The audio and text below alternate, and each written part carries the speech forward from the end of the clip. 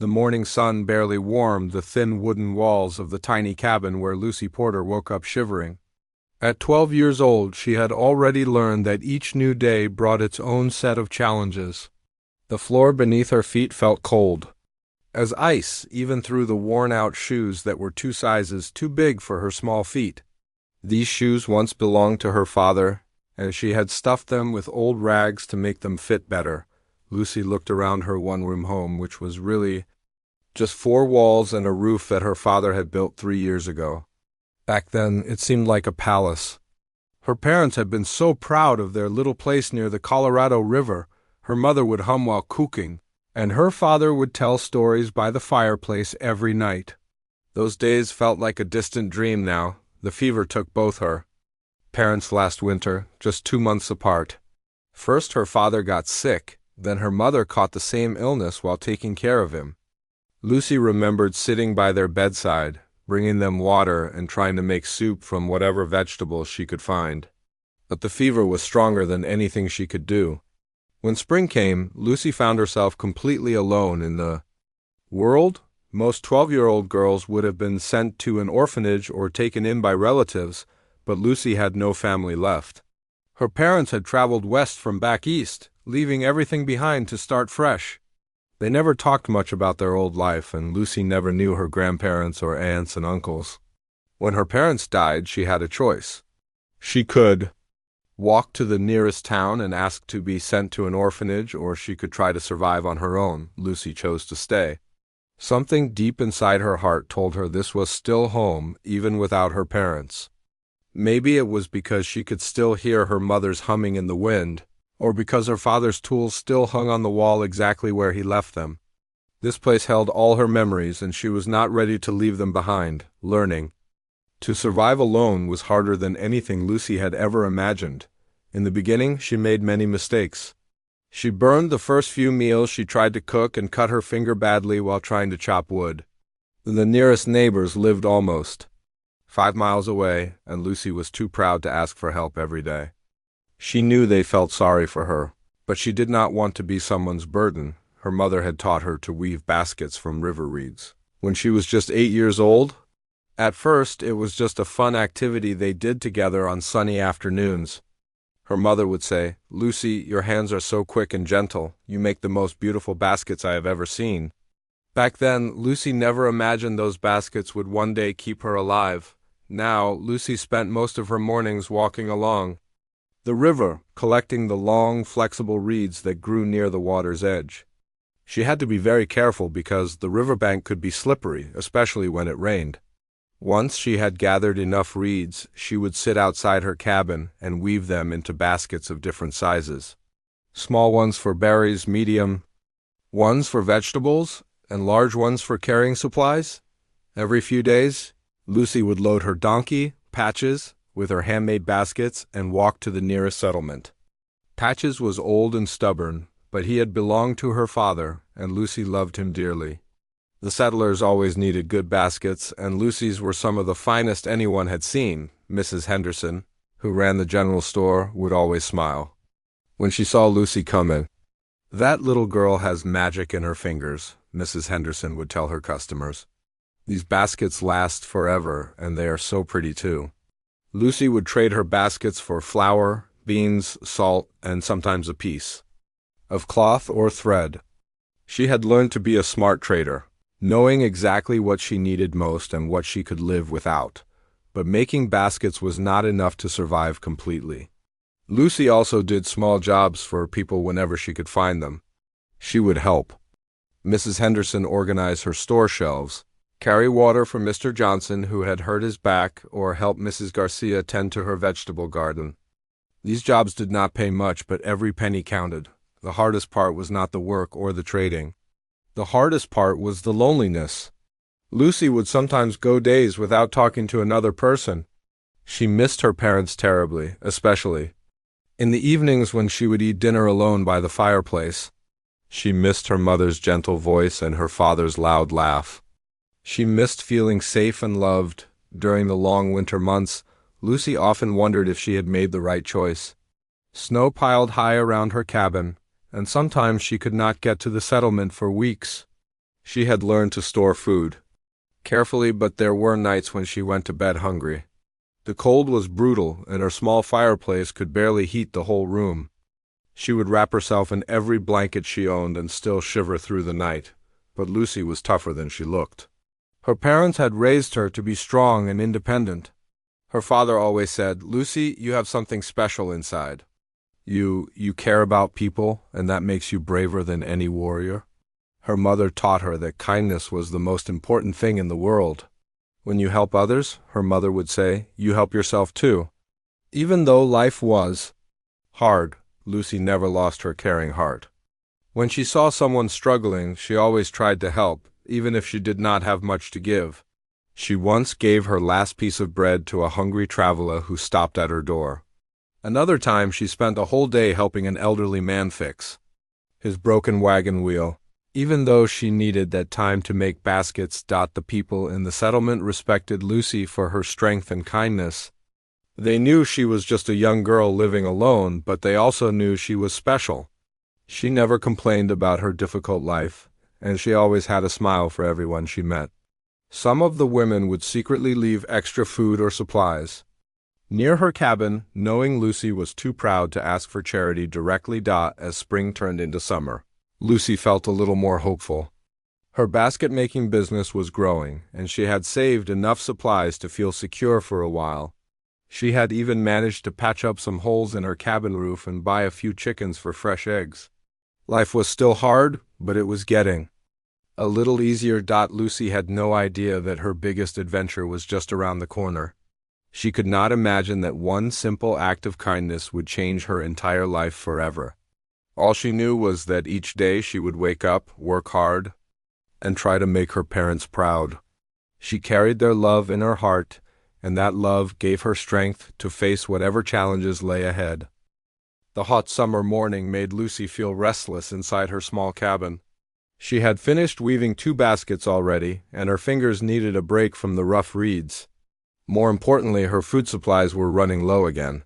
She remembered seeing clusters of wild blackberries growing along the riverbank last week, and today seemed perfect for picking them. Lucy grabbed her largest basket and headed toward the Colorado River.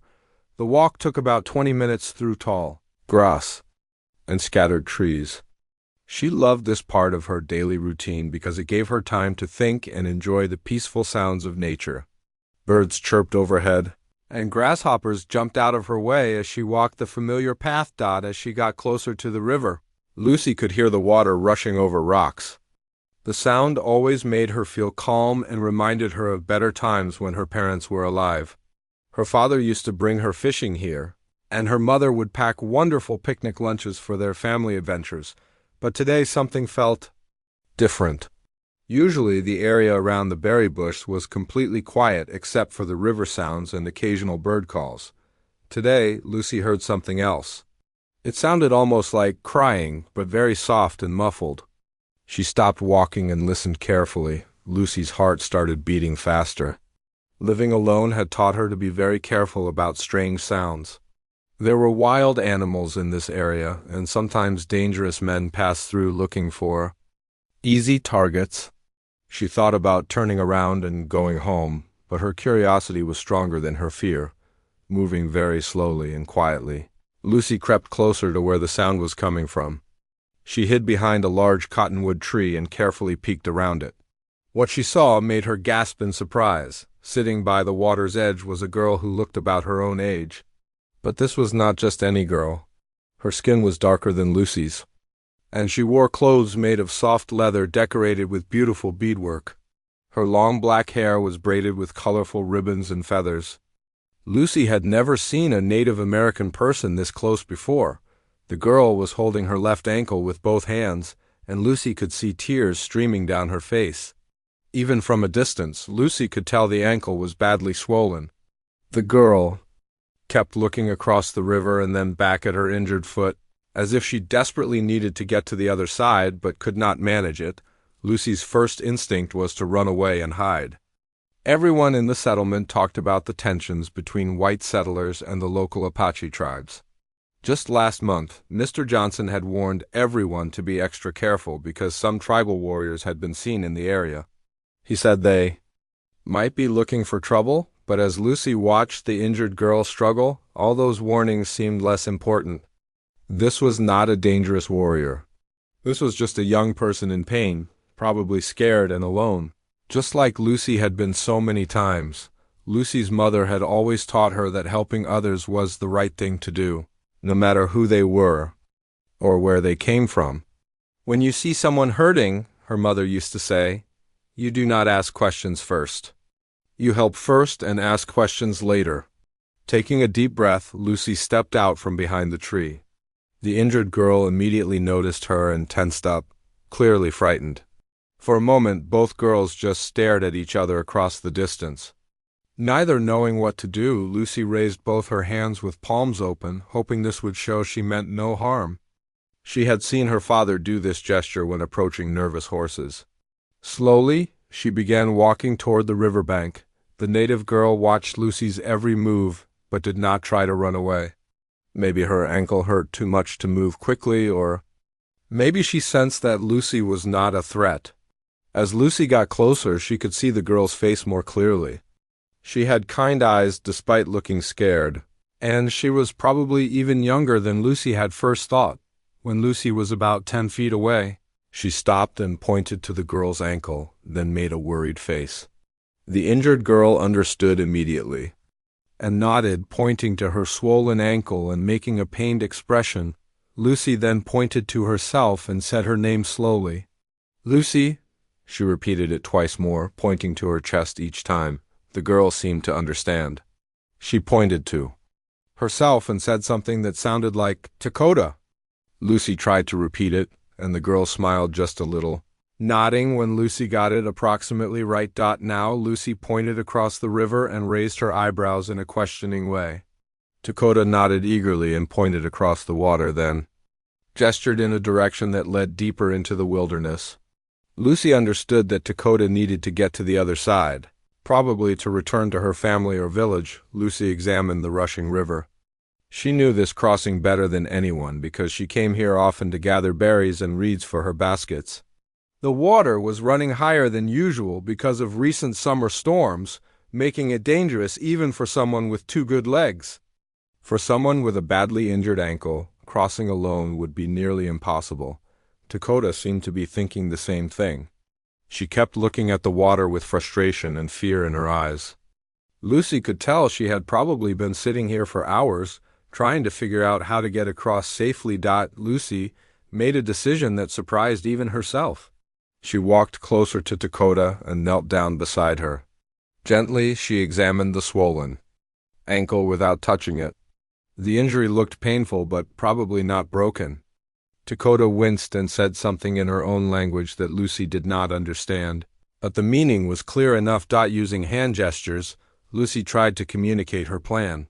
She pointed to herself, then to Dakota, then to the other side of the river. She made walking motions with her fingers to show they could cross together.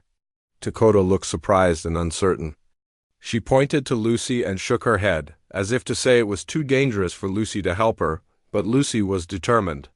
She stood up and walked to a fallen tree branch that was long and sturdy enough to use as a walking stick. She brought it back to Dakota and showed how it could help support her weight while crossing. Dakota's expression changed from uncertainty to something that looked like gratitude, mixed with amazement. She spoke several words in her own language, and although Lucy could not understand them, the tone was clearly thankful. Lucy helped Dakota stand up, being very careful of the injured ankle. Dakota was slightly taller than Lucy, but much thinner, probably from not eating well while being lost. She leaned heavily on the walking stick and tested putting small amounts of weight on her hurt foot. The 2 girls stood at the edge of the rushing water, both knowing this crossing would be dangerous for both of them. Lucy was not a strong swimmer, and Dakota could barely walk.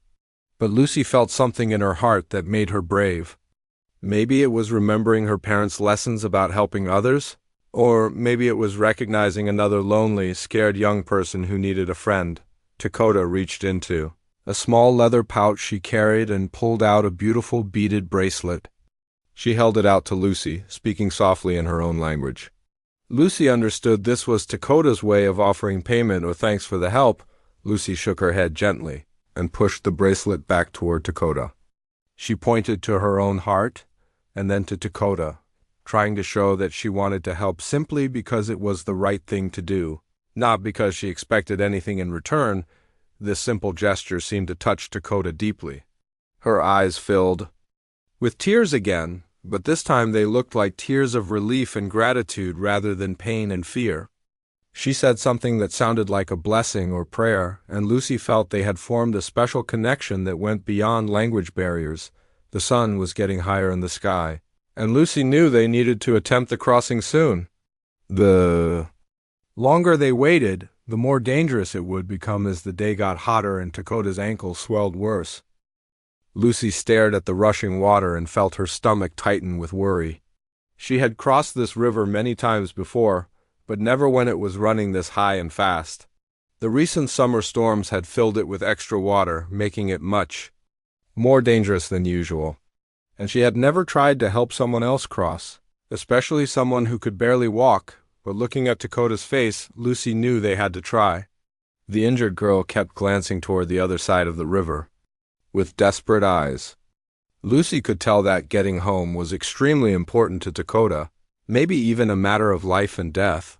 Lucy spent several minutes walking along the riverbank, studying the water and remembering everything her father had taught her about river crossings. He always said the key was finding the right path, not just jumping in anywhere. The current was strongest in the middle, but there were places where large rocks created calmer spots. She found what she was looking for about 50 feet downstream from where they had been sitting. Here, several big boulders created a natural pathway across the river. The rocks were slippery and partly underwater, but they would provide stopping points where they could rest and catch their breath. Lucy went back to Dakota and gestured for her to follow. Supporting most of Dakota's weight, they slowly made their way to Lucy's chosen crossing point. Each step was difficult for Dakota, and Lucy could see pain in her face every time her injured ankle touched the ground at the water's edge. Lucy took off her worn-out boots and tied them around her neck. She had learned from her father that bare feet had better grip on wet rocks. She tried to explain this to Dakota through gestures, and the native girl understood immediately. She removed her soft leather moccasins and secured them to her belt. The water felt shockingly cold as they stepped in, even though the air was warm. Lucy gasped at the temperature, and Dakota made a small sound of surprise, too. The current immediately tried to push them downstream, and Lucy realized this was going to be even harder than she had expected. Lucy went first, testing each step carefully before putting her full weight down. The rocks were covered with slippery moss, and more than once her foot almost slipped off completely. Behind her, Dakota followed slowly, using the walking stick and leaning heavily on Lucy's shoulder. When they were about a quarter of the way across, Lucy felt confident they could make it. The first few rocks had been stable, and they had found a good rhythm for moving together. But as they got closer to the middle of the river, the current became much stronger. Suddenly, Dakota's walking stick slipped on a mossy rock, and she lost her balance completely. Her injured ankle could not support her weight, and she began falling toward the rushing water. Lucy grabbed her arm just in time, but the sudden movement made Lucy lose her own footing. For a terrifying moment, both girls were swept off the rocks by the powerful current. The cold water closed over their heads, and Lucy felt the river trying to carry them downstream toward deeper, more dangerous areas. She kicked frantically and managed to grab onto a partially submerged boulder. Lucy's lungs burned as she fought to keep both herself and Dakota above water. The native girl could not swim well with her injured ankle, and she was starting to panic. Lucy knew they had only seconds before the current would pull them away from the rocks completely. Using every bit of strength she had, Lucy pulled herself and Dakota toward the boulder she was gripping. The rocks were sharp and cut her hands, but she did not let go. Slowly, painfully, she managed to get them both back onto a stable surface where they could breathe and rest. Both girls sat on the rock, gasping and shivering. They were only halfway across, but they had almost drowned. Lucy looked at Dakota's frightened face and saw her own fear reflected there. For a moment, Lucy wondered if they should turn back. Maybe this crossing was just too dangerous. But Dakota pointed across the river again and spoke urgently in her own language. Lucy could not understand the words, but the tone was desperate. Whatever was waiting for Dakota on the other side was incredibly important to her. Lucy took several deep breaths and tried to calm her racing heart. Her father had always told her that panic was the biggest danger in any emergency. Stay calm. Think clearly, and you can handle almost anything. He used to say. Looking ahead, Lucy studied the remaining rocks more carefully. She noticed that the water was actually calmer near the far bank, probably because the riverbed was shallower there. If they could just make it through the rough middle section, the final part would be easier. This time, Lucy decided they needed to move faster. Standing still on the slippery rocks was actually more dangerous than moving quickly and confidently. She explained this to Dakota through gestures, showing how they should step quickly from rock to rock without pausing. Dakota nodded, understanding the plan. Despite her injury and their recent scare, Lucy could see determination in the girl's eyes. She was not going to give up. They started moving again, this time with more urgency. Lucy led the way, calling back encouragement to Dakota even though they spoke different languages. The tone of her voice seemed to help Dakota. Stay focused and brave. The middle section of the river was just as treacherous as Lucy had feared. The current was so strong that it nearly knocked them off the rocks.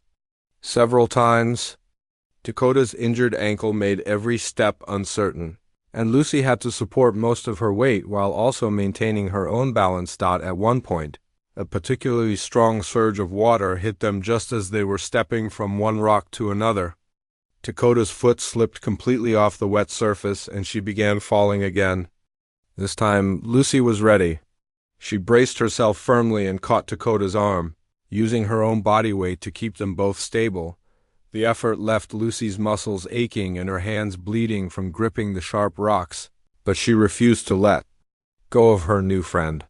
They rested for just a moment, then continued their careful progress across the dangerous water. As they got closer to the far bank, Lucy felt a surge of hope. The water was indeed calmer here, and the rocks were larger and more stable. But just when she thought they were safe, disaster struck again. A piece of driftwood, probably knocked loose by the recent storms, came rushing downstream toward them. Lucy saw it coming just in time to push Dakota out of the way, but the impact knocked Lucy completely off her feet. The rushing water swept Lucy several yards downstream before she managed to grab onto another rock. She was bruised and exhausted, but more importantly, she was now separated from Dakota by fast-moving water. Dakota was shouting something from her rock, clearly worried about Lucy. Despite her own injury and fear, she was trying to figure out how to help. Lucy realized that their roles had suddenly reversed. Now Dakota was the one trying to rescue Lucy, but Lucy knew this part of the river better than anyone. About 20 feet downstream from where she was stranded, there was a fallen tree that stretched partway across the water. If she could reach it, she could use it to work her way back to where Dakota was waiting, using a combination of swimming and jumping from rock to rock. Lucy made her way to the fallen tree. The bark was slippery and covered with moss, but it provided a stable bridge back toward the main crossing area. When Lucy finally reached Dakota again, the native girl grabbed her in a quick, grateful hug. Despite everything they had been through, both girls managed to smile. They had faced real danger together and helped each other survive. The final stretch to the riverbank was much easier. Within minutes, they were both standing on solid ground, wet and exhausted but safe.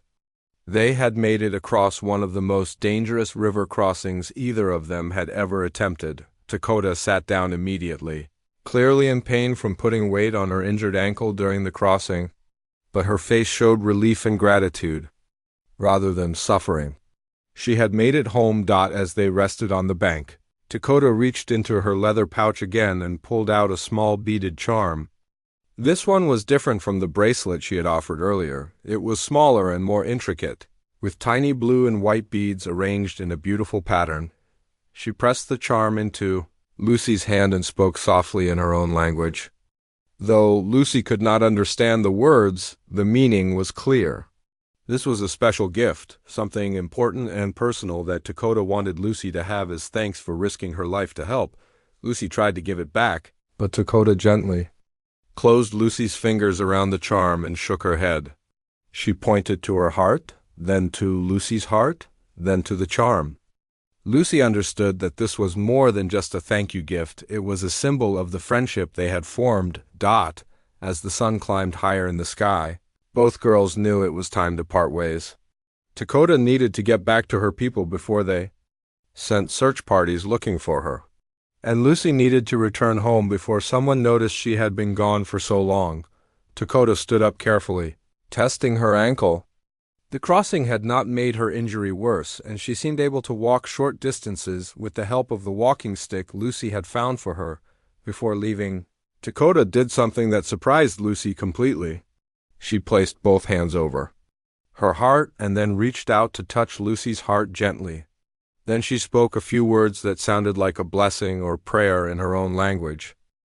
3 days had passed since Lucy helped the injured girl cross the dangerous river. Life had returned to its normal routine of weaving baskets, tending to her small garden, and trying to make ends meet. But something felt different now. Every time Lucy looked at the beautiful beaded charm Dakota had given her, she remembered their incredible adventure and wondered if she would ever see her new friend again. Lucy had not told anyone in the settlement about meeting Dakota. She knew that most of the white settlers were afraid of the Native Americans in the area, and she did not want to cause any panic or trouble.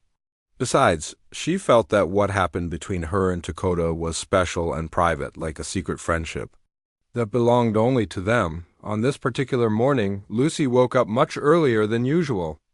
The sun had not even started to rise yet, and the world outside her cabin was still dark and quiet.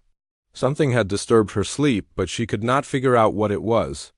Maybe it was just a dream, or perhaps an owl hooting in the distance. Lucy lay in her small bed, listening carefully to the sounds around her cabin.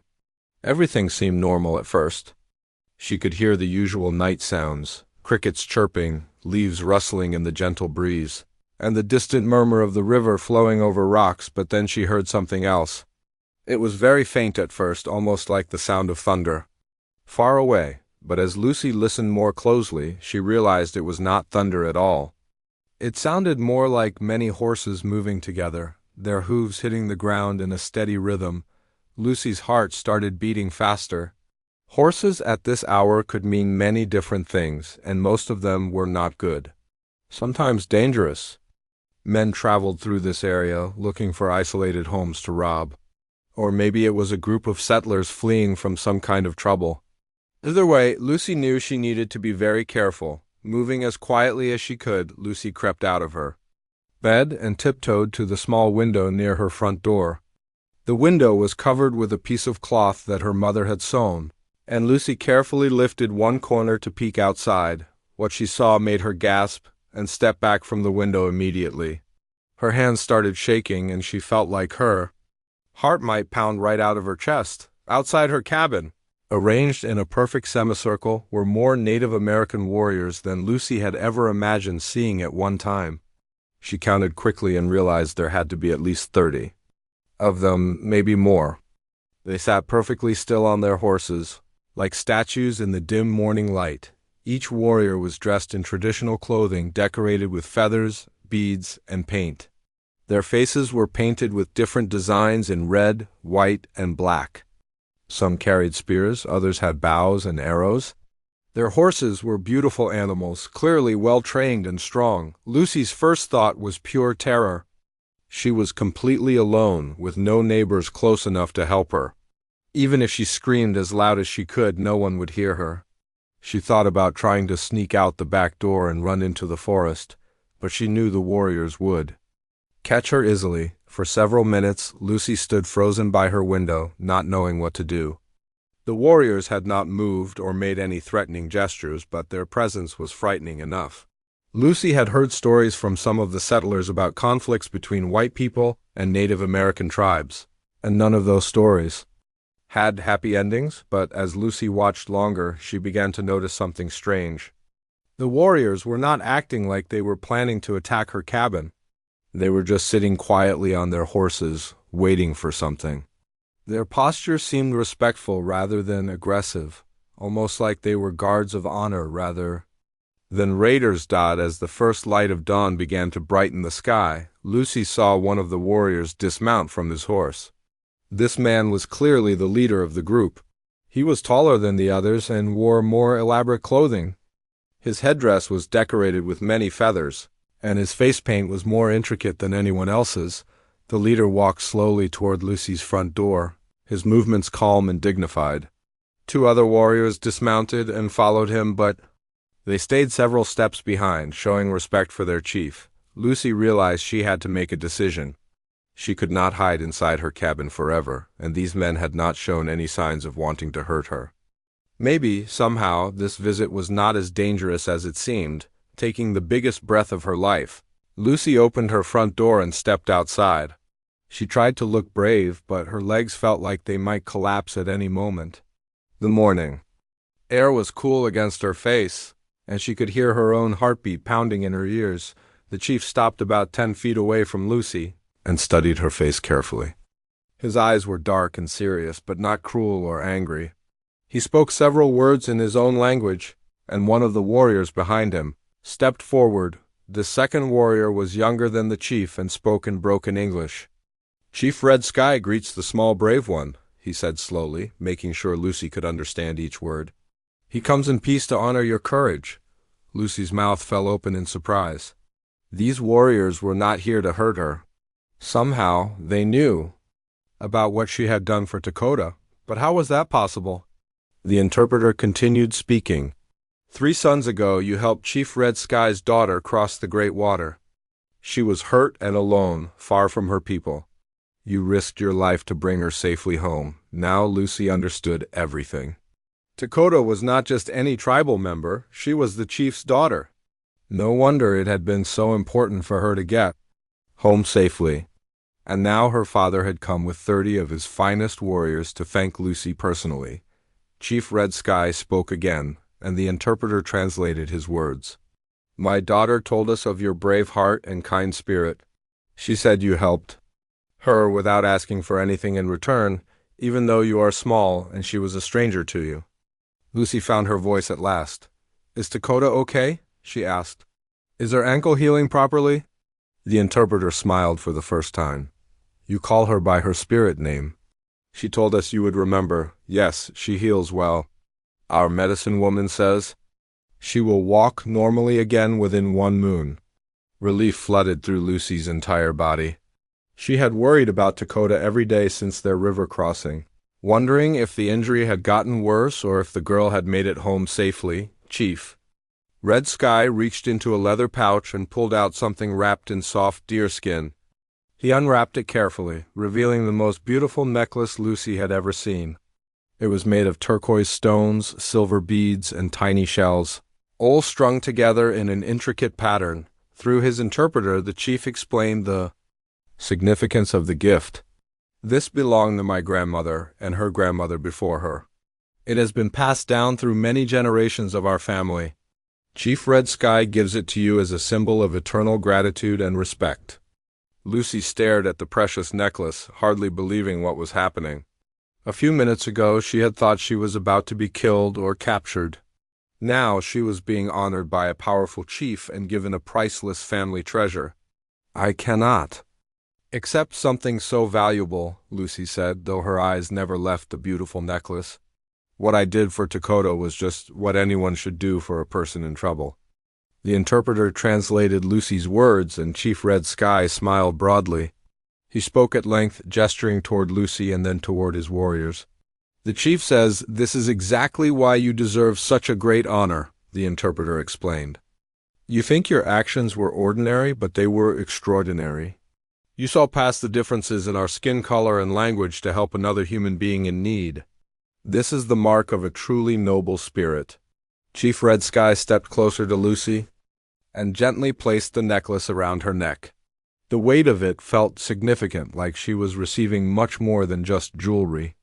She was being accepted into something special. something that would connect her to Dakota and her people forever. All 30 warriors began making a rhythmic sound that was part singing, part chanting. It was unlike anything Lucy had ever heard, but it was clearly a ceremony of honor and respect. The sound echoed across the landscape, beautiful and powerful. As the chanting continued, several other warriors dismounted and approached with additional gifts. There was a warm buffalo hide blanket, a pouch of dried meat and berries, and several tools that would make Lucy's daily survival much easier. But the most surprising gift came last. 2 warriors brought forward a young horse, a beautiful mare, with a gentle spirit. Chief Red Sky explained that this horse would help Lucy travel safely and carry her goods to the settlement for trading. Lucy felt tears streaming down her face. In just a few minutes, her entire life had changed. She was no longer a struggling orphan barely surviving on her own. She now had powerful friends who respected her and wanted to help her thrive. As the sun rose higher in the sky, Chief Red Sky prepared to leave with his warriors. But before mounting his horse, he spoke one final message through his interpreter. Chief Red Sky says you will always be welcome in our village. If you ever need help or protection, you need only show this necklace to any of our people, and they will treat you as family. Lucy watched in amazement as all 30 warriors mounted their horses and rode away as silently as they had arrived. Within minutes, it was as if they had never been there at all, except for the incredible gifts that. After the warriors rode away that morning, Lucy stood in front of her little cabin for a long time, trying to make sense of what had just happened. The beautiful turquoise necklace around her neck felt heavier than its actual weight, as if it carried the importance of everything that had just changed in her life. The young mare that Chief Red Sky had given her was grazing peacefully nearby. Lucy had named her Dawn, because she had arrived with the morning sun. The horse was gentle and seemed to understand that Lucy was her new companion. Every few minutes, Dawn would lift her head and look at Lucy with kind, intelligent eyes. Lucy's first thought was practical. She had more food now than she had seen in months. The dried meat and berries would last for weeks, and the buffalo hide blanket would keep her warm through the next winter. The tools the warriors had left would make her daily work much easier. But more than the gifts themselves, Lucy felt something she had not experienced since her parents died. She felt truly safe. Word of the early morning visit spread quickly through the settlement. Mrs. Henderson was the first to arrive, riding in her wagon with her husband. Lucy had never seen the storekeeper's wife look so worried and excited at the same time. "Lucy, child, are you all right?" Mrs. Henderson called out as she climbed down from the wagon. "We saw the tracks of many horses leading to your place. What happened here?" Lucy did not know how to explain the incredible story. She was afraid that people might not believe her, or worse, that they might become frightened and angry about her friendship with the Native Americans. She had heard too many conversations in town about the tensions between the white settlers and the local tribes, but Mrs. Henderson noticed the necklace immediately. Her eyes grew wide as she examined the beautiful turquoise stones and intricate silverwork. "Lucy, where did you get such a magnificent piece of jewelry? This looks like it was made by master craftsmen." Lucy decided to tell the truth, starting with the day she found Dakota injured by the river. As she spoke, more neighbors arrived, drawn by curiosity about the horse tracks and the news that something extraordinary had happened at the orphan girl's cabin. By midday, nearly 20 adults from the settlement had gathered to hear Lucy's story. Some looked skeptical, others seemed worried, but most appeared amazed by what they were hearing. Mr. Johnson, who had always been suspicious of Native Americans, examined Dawn carefully and admitted that the horse was one of the finest animals he had ever seen. "That girl must have been very important to her people," said Mrs. Garcia thoughtfully. "For a chief to bring 30 warriors just to thank someone, that means something truly special happened here." Old Pete, who had lived in the area longer than anyone, nodded his gray head slowly. "I've heard of Chief Red Sky," he said. "He's known as a fair man who keeps his word. If he gave you his protection, Lucy, that's worth more than gold in these parts." Over the following days, Lucy's life began to change in ways she never could have imagined. Having Dawn made traveling to the settlement much easier and faster. She could carry more baskets to trade, and she could visit the town more often. The extra income from increased trading meant Lucy could buy things she had only dreamed of before, like proper winter boots and a warm coat, but the most surprising change came exactly 1 week after Chief Red Sky's visit. Lucy was working in her garden when she heard horses approaching again. This time she was not afraid. Something told her these were friends. 3 riders approached her cabin, and Lucy's heart jumped with joy when she recognized one of them. Dakota sat proudly on a beautiful painted pony, her ankle clearly healed and strong again. She was accompanied by 2 older women from her tribe. Dakota's face lit up with happiness when she saw Lucy. The 2 girls ran to each other and embraced, like sisters who had been separated for years instead of just days. Even though they still could not speak each other's languages fluently, their friendship needed no words. One of the older women spoke some English and served as a translator. Her name was Grey Dove, and she was Dakota's grandmother. "My granddaughter has spoken of you every day since you saved her," Grey Dove said with a warm smile. "She wishes to learn your language and teach you ours. Chief Red Sky has given permission for regular visits." This was the beginning of what would become the most important friendship of Lucy's life. Every week, Dakota would visit for an entire afternoon, sometimes bringing other young women from her tribe. Lucy learned to speak basic Apache, while Dakota's English improved rapidly. More importantly, Lucy learned about a completely different way of life.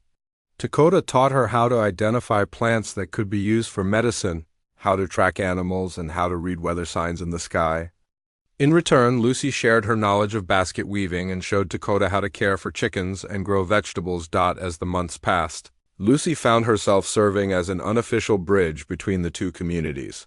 When settlers had problems with sick animals, Lucy knew which tribal healers could help.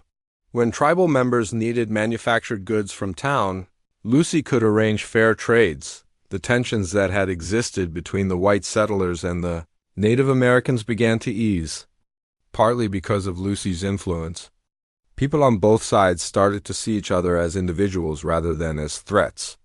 Small acts of cooperation became more common. Lucy's basket business flourished as never before. Tribal women taught her new weaving techniques that made her baskets even more beautiful and durable. Settlers were willing to pay premium prices for baskets made with these traditional methods. For the first time in her life, Lucy had enough money not just to survive, but to save for the future. But the changes went far beyond material wealth. Lucy was no longer the lonely orphan struggling to survive each day. She had become a young woman with purpose and importance in her community. She was respected by both settlers and tribal members, and people often came to her for advice about dealing with each other. 1 year after the river crossing, Chief Red Sky invited Lucy to attend the annual harvest festival in the tribal village. This was an enormous honor, as white people were rarely allowed to participate in such sacred ceremonies. Lucy rode Dawn through the beautiful mountain paths to reach the village, wearing her treasured necklace and carrying gifts of her finest baskets. The festival was unlike anything Lucy had ever experienced. There was music, dancing, storytelling, and feasting that lasted for 3 days. She met Dakota's entire extended family and learned the full story of why her rescue had been so important. Dakota was not just the chief's daughter. She was being trained as a future medicine woman and keeper of tribal traditions. Her knowledge was considered essential for the tribe's survival. If she had died by the river that day, centuries of wisdom would have been lost forever. "You did not just save my daughter's life," Chief Red Sky told Lucy through an interpreter. "During the festival, you saved the future of our people's healing knowledge." Lucy felt overwhelmed by the weight of this revelation. Her simple act of helping someone in trouble had prevented a cultural catastrophe she never could have understood at the time. As autumn turned to winter, Lucy realized she faced a major decision. Chief Red Sky had offered to build her a larger home near the tribal village, where she could live permanently as an honorary member of the tribe. She would be provided for completely and could spend her time learning traditional crafts and healing methods. Alternatively, she could remain in her original cabin and continue serving as a bridge between the two communities. Both choices offered security and purpose, but they represented very different futures. After much thought and consultation with both Dakota and Mrs. Henderson, Lucy chose to stay in her cabin. She realized that her most important role was helping the two communities understand and trust each other. This required her to remain independent of both groups while maintaining friendships with people from each side. The wisdom of this choice became clear over the following years. Lucy's cabin became a neutral meeting place where settlers and tribal members could resolve disputes peacefully. She helped arrange marriages between people from different backgrounds, facilitated trade agreements, and prevented several conflicts that could have turned violent. By the time Lucy reached her 18th birthday, she had become one of the most respected people in the entire region. Her story was told and retold, inspiring others to show kindness to strangers and look beyond cultural differences. Dakota had grown into a skilled medicine woman and remained Lucy's closest friend. Together, they established a school where children from both communities could learn each other's languages and traditions.